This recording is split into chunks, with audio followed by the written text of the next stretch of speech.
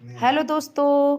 दोस्तों, तो आज हम जानते हैं एक महान पतिव्रता स्त्री के बारे में। जी हाँ दोस्तों, कि जब एक सती के श्राप से भगवान को भी पत्थर का बनना पड़ा।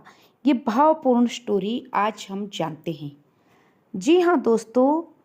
दोस्तों, क्या आपने कभी सोचा है कि क्या कोई ऐसा भी क्षण आया था जब एक महान पतिव्रता स्त्री के श्राप के कारण स्वयं भगवान विष्णु को पत्थर बनना पड़ा? यह कथा है माता तुलसी और उनके पति दैत्यराज शंखचूड़ की।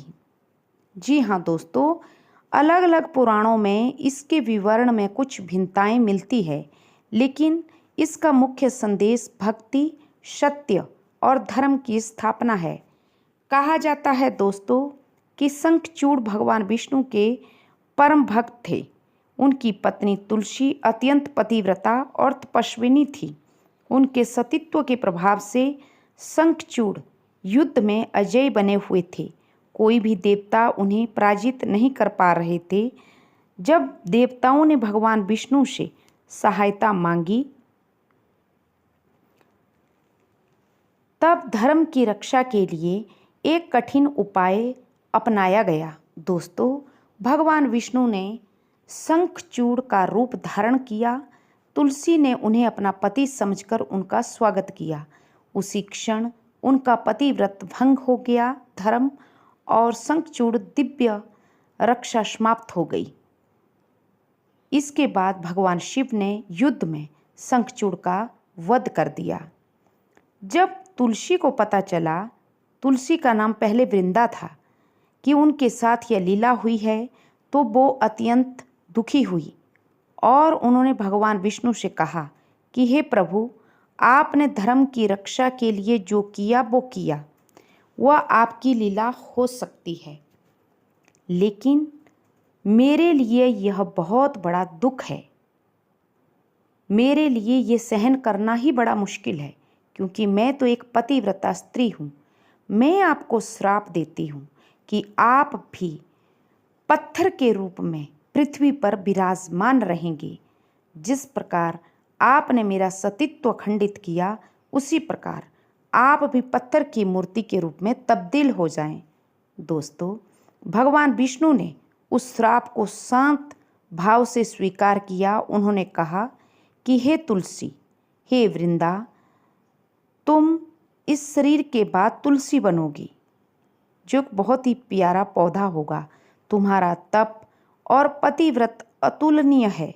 तुम्हारा श्राप भी मेरे लिए वरदान के समान है। मैं शालिग्राम शिला के रूप में भक्तों के घर घर में पूजे जाने का सौभाग्य प्राप्त करूंगा। इसके बाद तुलसी ने तुरंत अपना शरीर, इसके बाद जो वृंदा थी उसने अपना शरीर तुरंत त्याग दिया।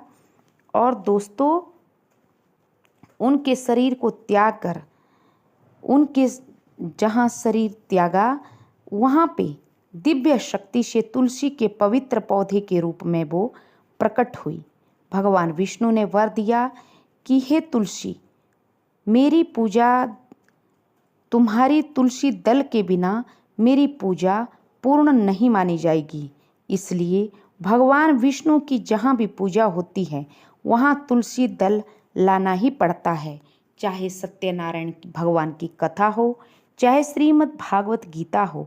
श्रीमद् भागवत गीता आप कितना भी बड़ा योगदान दे दो, कितनी भी बड़ा आप पंडाल सजा लो, कितने भी बड़े बड़े साधु संतों को बिठा दो, अगर एक तुलसी का पौधा जिस भी भागवत गीता में नहीं होगा, वो भागवत गीता पूर्ण नहीं मानी जाएगी।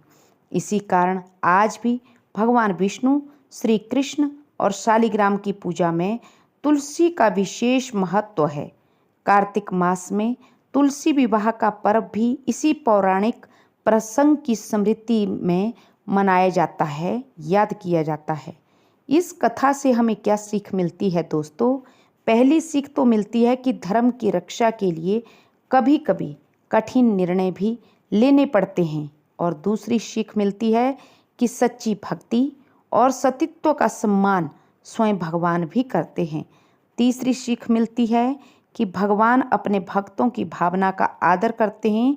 इसलिए उन्होंने तुलसी के श्राप को भी स्वीकार किया और उसे लोक कल्याण का माध्यम बना दिया। दोस्तों, माता वृंदा बहुत ही महान सती थी। भले उनके पति राक्षस थे शंखचूड़, लेकिन वो अपने धर्म पे अडिग थी। पति चाहे राक्षस भी हो, लेकिन अगर एक पत्नी अपने पति को तन मन धन से अपना सब कुछ समर्पित करती है और उसी में अपना सतीत्व खोजती है, तो उस पति को कोई भी कभी भी हानि नहीं पहुंचा सकता। तो ये था दोस्तों तुलसी के बारे में और शालिग्राम के बारे में। आशा करती हूँ आपको मेरी कहानी पसंद आई, तो please subscribe my channel. Thank